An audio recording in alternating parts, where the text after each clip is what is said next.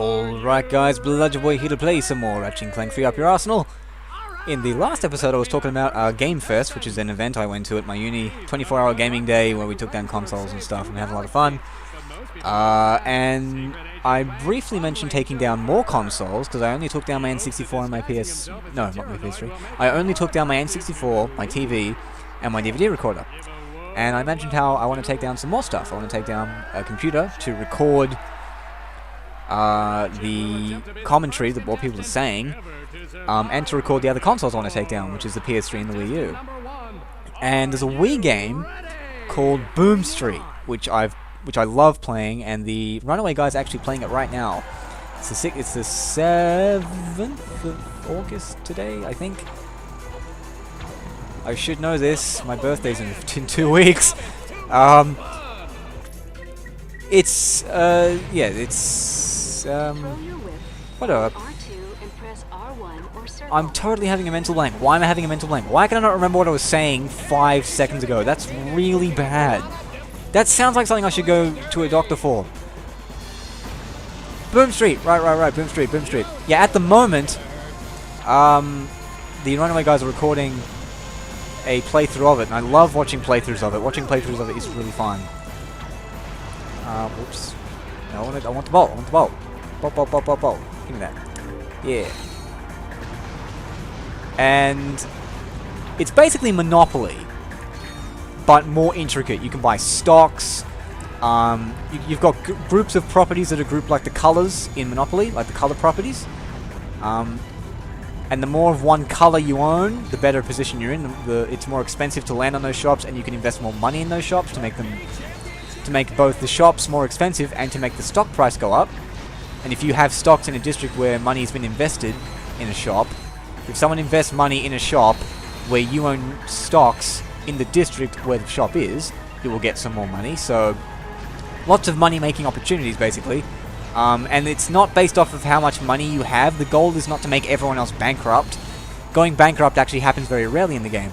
The goal is to reach a certain net worth, and your net worth is how much cash you have, plus how much stock you own, plus all the property you own. And once you reach something like 10,000 or 15,000 gold, you make it back to the bank, you win the game, basically. And there are some other things that are more, if you play the game, you'll learn about them, the intricacies of the game that I won't bother explaining here. But it's like a property trading, stock market trading kind of game. It's a lot more fun than it sounds. I've played it with friends of mine. When I had friends over, we played Boom Street, 4-player Boom Street, and it was really great. They hadn't played the game before, but we had a lot of fun playing. It was really good. It's a bit like Mario Party. It's like dice roll board game, so it's a bit of luck involved, but it's still great fun. And I had this idea where you could have like a what do I want to call it? An event, like an epic Boom Street event with like an arena thing with an announcer, kind of like a TV game show thing, where I had people playing Boom Street, and you had an announcer who was announcing all the stuff, explaining to the audience how the game works. You had a live audience watching it there, and you projected it onto a screen, and the audience would watch the screen. And you could have like another cam, like a picture-in-picture cam in one of the corners of what the players are going through, what they're thinking.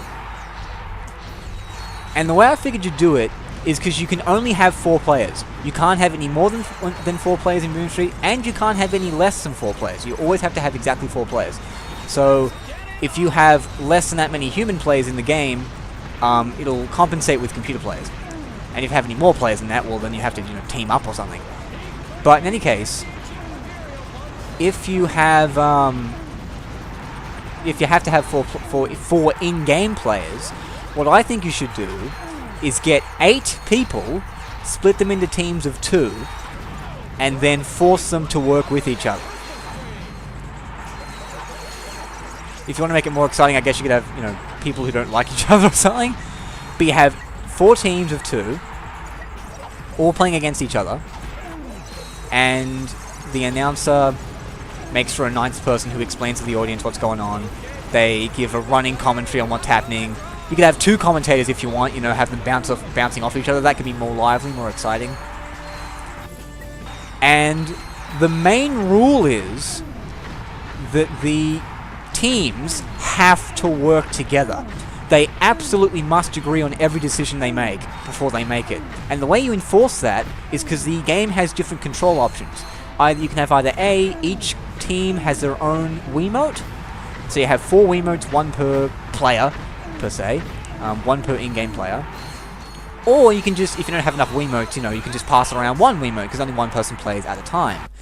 So you can just pass around 1 Wiimote. But the way I thought of it was, you pick the 1 Wiimote option, then give the Wiimote to a third party who's not linked to any of the teams. And the third party will go up to the teams of 2, and ask them what they want to do. And they both have to agree on what they want to do before they do it. I think that'll make some great fucking arguments. Some great conflict. Because that's the heart of good theatre. Conflict. So, I think that would be absolutely hilarious. And like you have, as I said, picture-in-picture in the corner of them debating what to do. And you put them in like 4 different rooms. So they can't even communicate with each other, the different teams. They can't even work together, they have to split up. I think that'd be so funny. And just epic, because it's a really fun game, especially towards the end.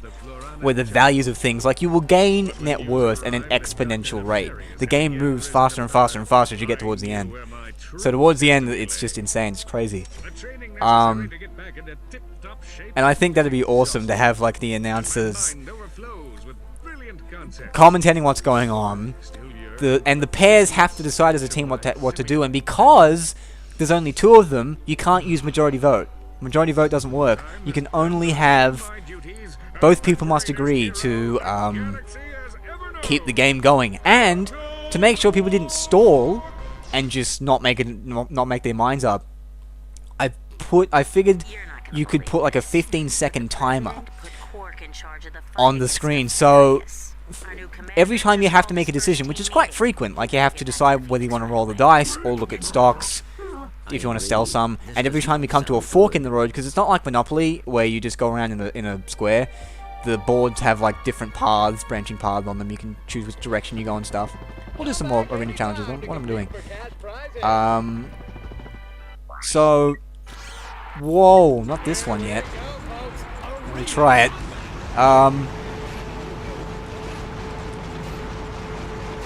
So yeah, every time they have to make any decision of any kind, excuse me, any decision of any kind, they get 15 seconds, or maybe even 10. Depending on what the decision is, I guess you want to give them varying amounts of time. Or you could just have a total decision time per turn. So, like at the start they have to decide whether they want to roll the dice or do something else, look at the board or whatever. And they start off with like 45 seconds, and it takes them like 10 seconds to decide that they want to roll the dice, and then they're down to 35 seconds, and then they come to a fork in the road, and then it counts down from 35. And it takes them like 8 seconds to decide which way they want to go, so then it counts down to 27. This is going way too fast, like... I did not... What? That's so quick! That's insane! I didn't think that'd be... Wow, okay. Okay, whatever. I'll take it. I just remember that being a lot harder. Because I don't have any armor and my weapons are pretty weak, but oh well. Maybe it's a oh, no. That might have been the 2-minute fight, because there's a fight we've got to beat them in 2 minutes. That might have been it. I couldn't beat them fast enough. But that's later on. So yeah, you could have like a total decision time, where if they run out of total decision time, then they're fucked. And the basic idea is, if they run out of decision time, no matter how the decision time is calculated, if they run out, then the person holding the Wiimote, the arbitrary third party, gets to make decisions for them. Total luck of the draw. They don't know what's going to happen. They put all of their fate into the Wiimote guy's hands, and I think that makes it some really tense, just shit to watch. I just think that'd be fucking awesome. And if I couldn't get it done, I don't think it'd be done as its own thing. Like, how many people are going to be interested in watching Boom Street when hardly anyone knows what the fuck it is, you know? But I think it'd be cool if I could do it at the next Game Fest. Have that get like an audience going. Even if it's a small audience, I don't think it matters, because I can put it on YouTube and edit all the stuff in. Edit it properly. I think that'd be fantastic to do. I just think it's such a good idea. I don't have good ideas very often. This is a very good idea.